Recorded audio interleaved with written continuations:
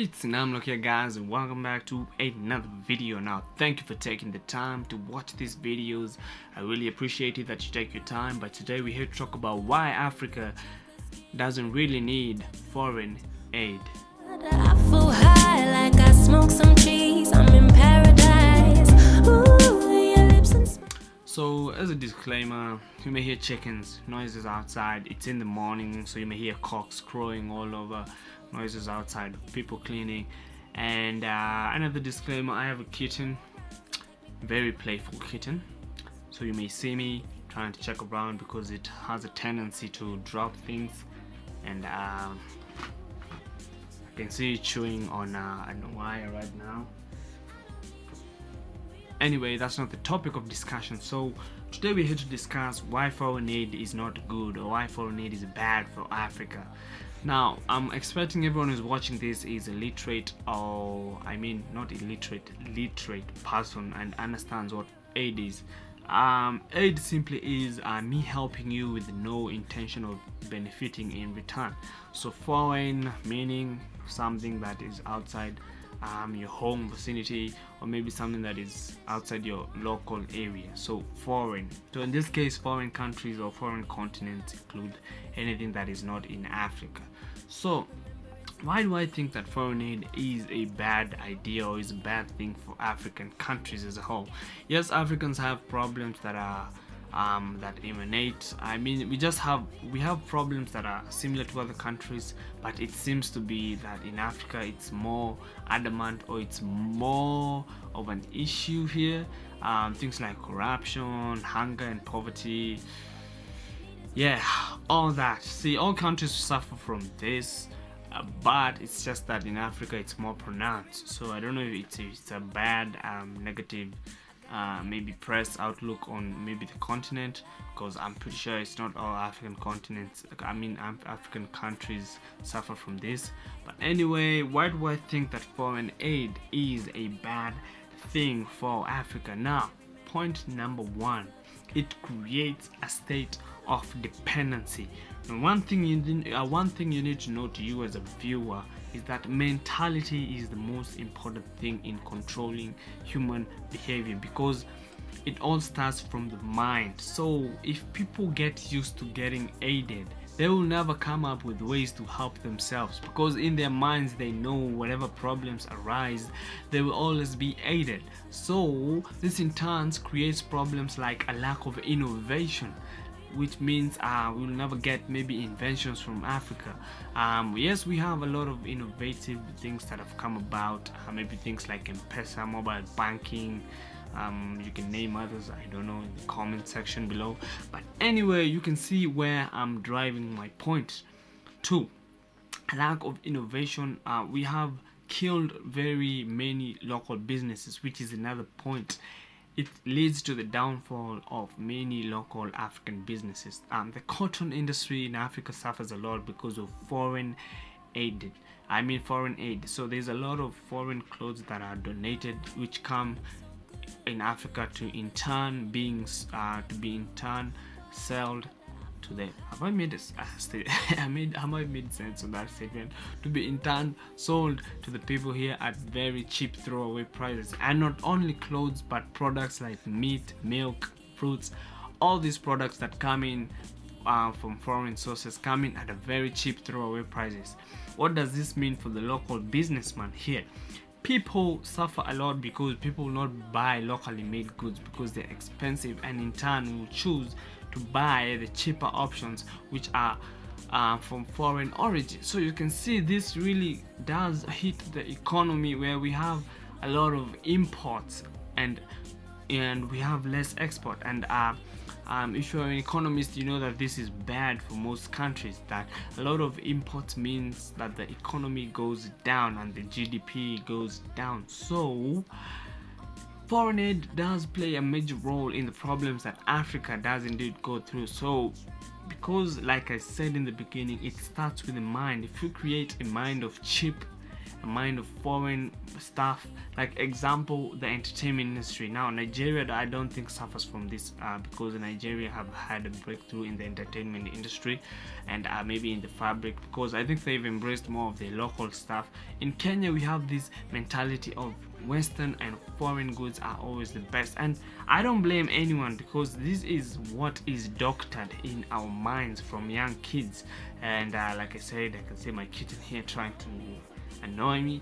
Anyway, like an example of me, I grew up watching American movies, playing American games, so I have the American mentality. I used to ask myself, why is the FBI that Kenya has? So I used to see our country as a very down country until I realized that the only way to solve the problems of this continent and the only way to solve the problems of this country is by staying at home and seeing the problems that we face and trying to address them. That's why we have a lot of people flying out. We have the best of our best flying out to America, and this is a secret that I think Canada and America know, that a lot of immigrants bring innovation. That's why a lot of inventions are from America, because America constitutes of immigrants. So if we were to address our problems, if those maybe Africans who are abroad were to come back, I'm pretty sure they will address our problems because they know the problems that the African people are going through. An example, Akon, the musician, he has done a lot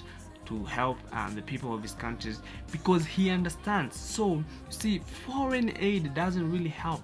Aid must come from within the African people, the African community, because we are the only people who understands our problems. Now let me use an example of two successful companies in my countries, and let me show you why they are successful. Example, Bata. Bata is a shoe company. Now I really like in high school, here in high school, since most of us go to boarding schools, there's these famous shoes called the Bata Toughies. These shoes are really durable and they used to be a must shoe for you to have because these shoes were insanely durable. Now what I hate about foreign made shoes, now I'm not saying that this is maybe dissing maybe my sister, she brought me shoes from Dubai. I mean I wore them for like a month and they started wearing out. That's because those shoes are not meant to be here, and that's the problems that we Africans face. We import cars, we import things that are never meant to function here. That's why I also think that smartphones and cameras have a bad, I mean mostly the smartphones and the cameras in smartphones are really bad towards maybe the African complexion, because I mean if you've ever looked at a photo of maybe a Caucasian or a person who is light in skin color and compare it with the person who is darker in skin color, you'll clearly see that the cameras favor the people who are Caucasian in nature, or maybe people who are light-skinned in nature. So you see, these products were never meant to be used by us or meant to be used by other people. So if maybe we will stop this foreign aid and maybe young innovative people will sit down and come up with like a company like Canon, which is made by Africans for Africans, we will be developed and we'll be ahead. And some of these problems we face can never be solved by foreign assistance. We can only solve them ourselves. So I hope that this point has been driven to you, and I'm not saying it's bad to adopt foreign systems, but adopting most of the foreign systems brings problems. Another example is the Kenyan constitution. We've drawn much from the American constitution that we forget that that constitution worked for them, and that America is a 200-plus-year-old country and we're just 50 something. So you see, adopting foreign systems is really wrong. If we really know the problems that we as Kenyans maybe go through, we should adopt a constitution and systems that favor or that address issues that we know we as Africans face or we as Africans go through. So I hope this video has been entertaining. Now I'm going to end with a video from I've forgotten his name. I've forgotten the name. Let me check a bit. Louis Farrakhan, I think that's his name. I'm going to end by a video from Louis Farrakhan where he destroys corruption. I like it. It's really inspiring. Anyway, you know what to do. If this video is good, subscribe, share, and I should see you in the next one.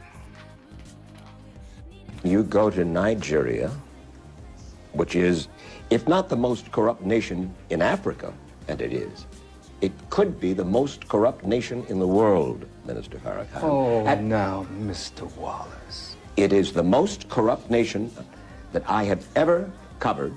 I've been there 25 years ago, and I've been there as recently as last year. Fine. So what?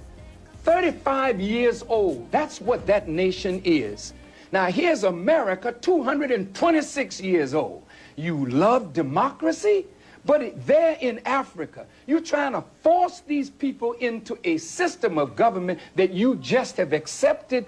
30 years ago, black folk got the right to vote. You're not in any moral position to tell anybody how corrupt they are. You should be quiet and let those of us who know our people go there and help them get out of that condition. But America should keep her mouth shut wherever there's a corrupt regime, as much hell as America has raised on the earth. No, I will not allow America or you, Mr. Wallace, to condemn them as the most corrupt nation on earth when you have spilled the blood of human beings. Has Nigeria dropped an atomic bomb and killed people in Hiroshima and Nagasaki? Have they killed off millions of Native Americans? How dare you put yourself in that position as a moral judge? I think you should keep quiet, because with that much blood on America's hands, you have no right to speak. I will speak because I don't have that blood on my hands. Yes, there's corruption there. Yes, there's mismanagement of resources. Yes, there is abuse. There's abuse in every nation on earth, including this one. So let's not play holy to moralize on them. Let's help them. I'm not moralizing. I'm asking a question, and I got an answer. Why would you put it as the most corrupt regime in the world? That doesn't make sense. Can you think of one more corrupt? Yeah, I'm living in one. I'm living in one. Yes, you've done a hell of a thing on this earth, so you should not be the one to talk. You should be quiet when it comes to moral condemnation. If you can get with that puppy, you know where I am.